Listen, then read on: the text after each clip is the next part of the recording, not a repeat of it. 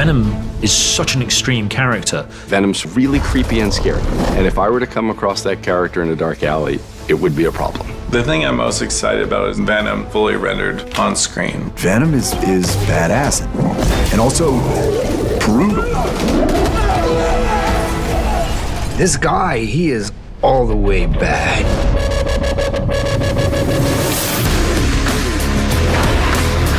At the very beginning of production, Ruben was very focused on what was going to be the look of Venom. In the design of the character, we really wanted to honor the comics as much as we could. He's an iconic character that's, I think, one of the most visually arresting comic book characters out there. There's a different language between a moving image and a comic. The comics themselves are not consistent through time. Venom has been sort of redrawn and reimagined by different artists in different books over the years. And so we've had our pick of, going back and which are the images that we love. Sometimes he's very, very muscular. Sometimes he's much lither. Sometimes he's very humanoid in shape. Sometimes he's almost this rather abstracted creature. There's something about the graphic nature of his suit, his teeth, and his eyes, that black and white. It's just so arresting visually. In the comics, almost his whole head opens up because his mouth is so big because he'd be able to consume a person like a snake. That's straight out of a Todd McFarlane rendering. And then, of course, that extraordinary tongue which comes out every so often. And so we've been very clear that we need to capture all that because that's what the fans are looking for. Everybody has an opinion. And one of the things that sparked outrage is the fact that Venom does not have a big Spider-Man emblem across his chest. In a movie where Spider-Man exists in the universe but does not exist in our story, it would make no sense. This is not to say that in a future movie down the line that a symbiote and Spider-Man might not share a moment, and that symbiote might end up with the Spider-Man emblem splashed across his chest. So after many, many, many conversations and many iterations, they settled on a phenomenal look for Venom. That is the ugliest looking thing I have ever seen. Where comics differ from filmmaking, of course, is that in the comic world, you're in a sort of graphically stylized way of depicting the world.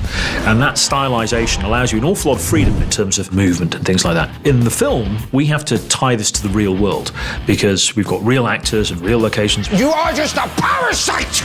And so my approach to the film and the way that I pitched our vision for the visual effects to Ruben is that I favor a very minimal footprint on set. I don't like to get in the way of the way that people are filming, so we want to try and avoid overly cumbersome visual effects techniques. Windshield, 1, 2, and then we wallop the roof, yep, and then we get off the car.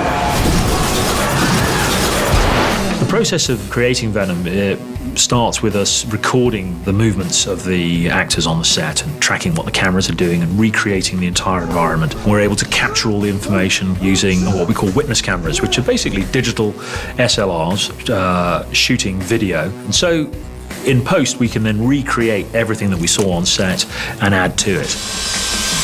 For instance, when Venom rises off the street at the end of the bike chase, we need to take the actor and slide him up on this rig, which we call the Frankenstein rig. It's like a big metal arm that rises up and then pulls the performer up at the same time, so the head stays in the right place as he rises up and then Venom forms around him. So we have Tom, we laser scanned him down to sub-millimeter accuracy so that when the goo is flowing over his face, we can track it to all the planes of his face as it's also moving as well, because we've captured all his different expressions. What the hell are you? I am Venom, and you are mine.